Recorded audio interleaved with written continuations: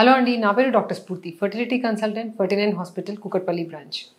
So ఈరోజు azoospermia అనే topic గురించి మాట్లాడదామండి. సో మగవాళ్ళలో ఇన్ఫర్టిలిటీ సమస్యకి దారితీసే కారణాల్లో అంటే సిమెనాసిస్ టెస్ట్ చేసుకున్నప్పుడు స్పర్మ్ కౌంట్ 0 అని వచ్చినప్పుడు అజూస్పర్మియా అని డయాగ్నోసిస్ చేస్తారండి. సో వన్స్ ఈ రిపోర్ట్ అసలు రాగానే చాలామంది స్ట్రెస్కి లోన్ అవుతారు. ఎందుకలా 0 వచ్చింది, మేమేం చేయలేదు madam, healthy life style follow అవుతాము, అసలు ఎందుకు వచ్చింది అని చాలా డౌట్స్ అడుగుతూ ఉంటారు. సో అసలు ఇది అజూస్పర్మియా రావడానికి కారణాలు ఏంటి, దాన్ని ఎలా డయాగ్నోస్ చేయాలి, అండ్ దెన్ ట్రీట్మెంట్ ఆప్షన్స్ ఏంటి అనేది మాట్లాడదాం. సో వన్స్ సీమెన్ అనాలిసిస్ మగవాళ్ళలో చాలా కామన్గా చేసే అనాలిసిస్ అంటే టెస్ట్ అనేది సీమెన్ అనాలిసిస్ అండి. ఒక బేసిక్ సీమెన్ అనాలిసిస్ చేసినప్పుడు ప్రాపర్గా మంచి ల్యాబ్లో చేయించి ప్రాపర్ గైడ్లైన్స్ అన్ని ఫాలో అయినాక చేయించినప్పుడు ఒకవేళ స్పర్మ్ కౌంట్ 0 అని ఇచ్చినప్పుడు అజూస్పర్మియా డయాగ్నోసిస్ చేస్తారు. సో ఒకటే రిపోర్ట్ చూసి నార్మల్గా 0 అనగానే బాధపడిన అవసరం లేదు. డెఫినెట్గా ఇంకొకసారి రిపీట్ చేయడం ఇంపార్టెంట్ అండి. సో 2 డిఫరెంట్ అనాలిసిస్ అట్లీస్ట్ ఒక 1 month మినిమం అపార్ట్ చేసినా కూడా మళ్ళీ 0నే వచ్చింది అన్నప్పుడు మాత్రం అజూస్పర్మియా డయాగ్నోసిస్ చేస్తాం. సో ఈ అజూస్పర్మియా అంటే కారణాలు ఏంటి అని చూసుకున్నట్టయితే అజూస్పర్మియా అనేది 2 రకాలండి. ఒకటేమో అబ్స్ట్రక్టివ్ అజూస్పర్మియా, ఒకటి నాన్ అబ్స్ట్రక్టివ్ అజూస్పర్మియా. సో పేరులోనే ఉంది అబ్స్ట్రక్షన్ అంటే స్పర్మ్ ప్రొడక్షన్, ఇప్పుడు టెస్టిస్లో స్పర్మ్ ప్రొడ్యూస్ అయ్యి బయటికి వచ్చే వేలు ఎక్కడైనా బ్లాక్ ఉంటే అబ్స్ట్రక్టివ్ అజూస్పర్మియా. సో అలా బ్లాక్ ఉన్నప్పుడు స్పర్మ్స్ ఆబ్వియస్గా బయటికి రావడం కుదరదు కాబట్టి అనాలిసిస్ చేసినప్పుడు 0 అని వస్తుంది.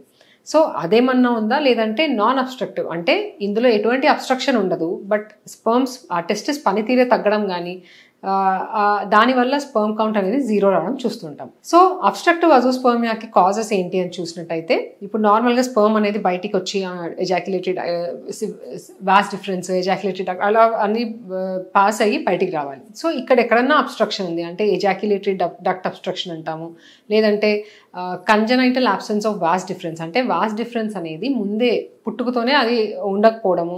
సో ఇలా కొన్ని జెనెటిక్ కండిషన్స్లో ఈ ఇష్యూస్ అనేవి చూస్తామండి. అంటే సిస్టిక్ ఫైబ్రోసిస్ అనే కండిషన్ ఉన్న వాళ్ళలో ఈ ప్రాబ్లం అనేది ఎక్కువగా చూస్తుంటాం. సో అలా ఏమన్నా ఉందా అనేది మనకి ఒక స్కాన్ చేస్తే బయటపడుతుంది. సో ఈ స్కాన్లో ఇలా అబ్సెన్స్ ఆఫ్ వాస్ డిఫరెన్స్ కానీ లేదంటే ఎజాక్యులేటరీ డక్ట్ అబ్స్ట్రక్షన్ అలా ఏమైనా వచ్చినప్పుడు నెక్స్ట్ ఏంటిది అనేది చూసుకోవాలండి. సో కొన్నిసార్లు జెనెటిక్ టెస్ట్ కూడా చేస్తాము, జెనెటిక్గా ఏదైనా ప్రాబ్లం ఉందా వాళ్ళకి అనేది చూసుకొని దాన్ని బట్టి ఈవెన్ పుట్టిన బేబీస్లో మేల్ బేబీ పుట్టినప్పుడు బేబీకి కూడా ఎంత ఛాన్స్ ఉంటుంది రావడానికి అనేది కూడా మనం డిస్కస్ చేసుకోవచ్చు. సో ఇది అబ్స్ట్రక్టివ్ అజూస్పర్మియా గురించి. అదే నాన్ అబ్స్ట్రక్టివ్ అజూస్పర్మియా అని తీసుకున్నట్టయితే అందులో మళ్ళీ 2 రకాలు ఉంటాయి, pre testicular, testicular azoospermia. So pre testicular అంటే నార్మల్గా ఏమవుతుందంటే బ్రెయిన్లో నుంచి సిగ్నల్స్ అనేవి టెస్టిస్కి వెళ్తుంది. ఆ టెస్టిస్లో ఆ సిగ్నల్స్ తీసుకొని టెస్టిస్లో స్పర్మ్స్ అనేవి ప్రొడ్యూస్ అవుతాయి. సో ఒకవేళ ప్రీ టెస్టిక్యులర్ కాజెస్ ఏంటంటే బ్రెయిన్ నుంచి సిగ్నల్సే సరిగ్గా వెళ్ళవు. సో అలా వెళ్ళినప్పుడు అసలు దానికి సిగ్నల్ ఉండదు కాబట్టి టెస్టిస్ అనేది సరిగ్గా పనిచేయడము జరగదు, అండ్ దానివల్ల స్పర్మ్ ప్రొడక్షన్ అనేది 0 అవుతుంది. సో దీనికి కారణాలు ఏంటి అంటే ఇప్పుడు నార్మల్గా బ్రెయిన్లో హైపోథలామస్ పిట్యూటరీ అనే గ్లాండ్స్ ఉంటాయండి, దాని నుంచి వచ్చే సిగ్నల్స్ ఒకవేళ సరిగ్గా లేకపోవడం, సో ఏదన్నా ట్యూమర్స్ లాగా ఉండడము, ఈ హైపోథలామిక్ పిట్యూటరీ ట్యూమర్స్ లాగా ఉండడము, వాటికి ఏమైనా దెబ్బ తాకడము, లేదంటే ఇంకేదైనా సప్రెస్ అయ్యేలాగా అంటే ఇప్పుడు ఒకవేళ వెయిట్ అనేది సరిగ్గా లేకపోవడం, మరీ తిన్నున్నా మరీ తిక్కున్నా, ఫుడ్ డిజార్డర్స్ ఏమైనా ఉండడము, ఇలాంటి ఇష్యూస్ ఉన్న వాళ్ళలో ఈ ప్రాబ్లం అనేది చూస్తుంటాం. అది కాకుండా కొంతమంది ఏంటంటే ఇప్పుడు ఎస్పెషలీ ఈ జిమ్లో బాడీ బిల్డర్స్ అలాంటి వాళ్ళు కొంతమంది టెస్టోస్టెరాన్ ఇంజెక్షన్స్ తీసుకోవడం, అనబాలిక్ స్టెరాయిడ్ ఇంజెక్షన్స్ తీసుకోవడం అనేది చేస్తుంటారు. సో అలా చేసినప్పుడు కూడా ఆ బ్రెయిన్లో సిగ్నల్స్ అనేవి కంప్లీట్గా షట్ డౌన్ అయిపోయి టెస్టిస్కి వెళ్ళవు. సో అలాంటి వాళ్ళలో కూడా ఈ ఓవర్ ద కౌంటర్ అంటే మనకు ప్రాపర్ ప్రిస్క్రిప్షన్ లేని ఇట్లాంటి స్టెరాయిడ్ ఇంజెక్షన్స్ తీసుకున్నా కూడా ఈ టెస్టిస్ అండ్ స్పర్మ్ ప్రొడక్షన్ మీద ఎఫెక్ట్ చూపించి 0 అనేది చూస్తుంటాం చాలా కామన్గా. సో అలా ఏమన్నా ఉందా అని చూసుకోవాలి. అండ్ అది కాకుండా testicular obstruction, non obstructive azoospermia చూసినట్టయితే బ్రెయిన్ నుంచి సిగ్నల్స్ అనేవి కరెక్ట్గానే వెళ్తున్నాయి, బట్ వాళ్ళకి ఒకవేళ ఆ టెస్టిస్ పనితీరే సరిగ్గా లేనప్పుడు కూడా మనకి స్పర్మ్ కౌంట్ అనేది 0 చూడడం జరుగుతుంది.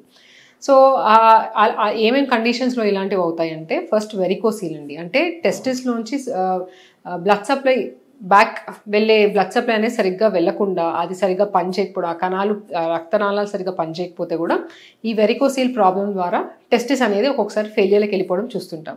అలా కాకుండా ట్రామా, టెస్టిక్యులర్ ట్రామా, చిన్నప్పుడే ఏదన్నా దెబ్బ తాకడము, ఏదన్నా ఇంజురీస్ అవ్వడము, అలా ఉన్నప్పుడు కూడా దానికి సరిగ్గా ప్రొడక్షన్ అంటే ఆ కణాలు అనేవి సరిగ్గా పనిచేయకపోవడము, ఎర్లీ టెస్టిక్యులర్ ఫెయిల్యూర్లకు వెళ్ళిపోవడం అనేది చూస్తుంటాం. ఇంకొకటి అన్డిసెండెడ్ టెస్టిస్ అండి. సో నార్మల్గా ఎవరైనా మేల్ బేబీ పుట్టకముందు తల్లి కడుపులో ఉన్నప్పుడు టెస్టిస్ అనేవి పుట్టలో ఉంటాయి. అది అలా కాకుండా అది వన్స్ పుట్టినప్పుడు బయటికి అంటే ఆ టైంకి మైగ్రేట్ అయిపోయి కిందికి రావడం జరుగుతాయి స్క్రూటల్ సైక్లో. సో అలా అవ్వకుండా ఓన్లీ పుట్టలోనే ఉంది ఇంకా అలా ఏమైనా ఇష్యూస్ ఉన్నా కూడా టెస్టిక్యులర్ అజోస్పర్మియా అనేది చూస్తుంటాం. And also testicular torsion. So ఇలా ఏమైనా ఇష్యూస్ ఉన్నాయనేది చూసుకోవాలి. సో ఇవన్నీ different reasons. And once diagnosis ఒకసారి అనాలిసిస్ చేసినప్పుడు 0 వచ్చినప్పుడు దానికి ఇవాల్యుయేషన్ ఎలా చేయాలి, ఇప్పుడు ప్రీ టెస్టిక్యులరా లేదంటే అబ్స్ట్రక్టివ్ అజోస్పర్మియా అని తెలుసుకోవడం ఎలా అంటే మనకి ఈవెన్ సిమెన్ అనాలిసిస్లో కూడా మనకి చాలా ఇన్ఫర్మేషన్ దొరుకుతుందండి. ఫ్రక్టోజ్ అనే ఎంజైమ్ ఉందా, స్పర్మ్ క్వాంటిటీ ఎలా ఉంది, సిమెన్ క్వాంటిటీ అనేది చూస్తే మనకు ఒక అబ్స్ట్రక్షన్ నాన్ అబ్స్ట్రక్షన్ తెలుస్తుంది. అలా కాకుండా కొన్ని జెనెటిక్ టెస్టులు చేయడము అండ్ ఆల్సో కొన్ని హార్మోన్స్ అనేవి కూడా ఇవ్వడం జరుగుతుంది.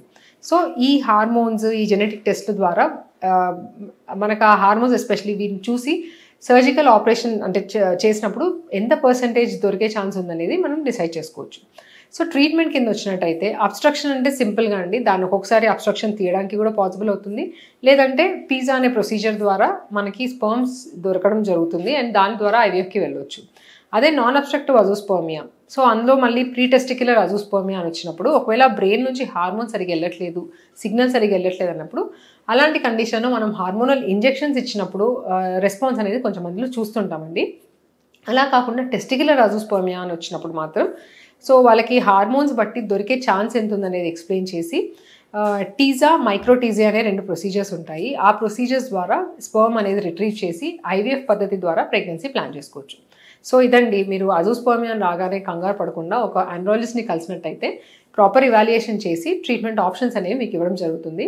సో ఇంకా ఏమైనా డౌట్స్ ఉంటే మిమ్మల్ని సంప్రదించవచ్చు. Thank you.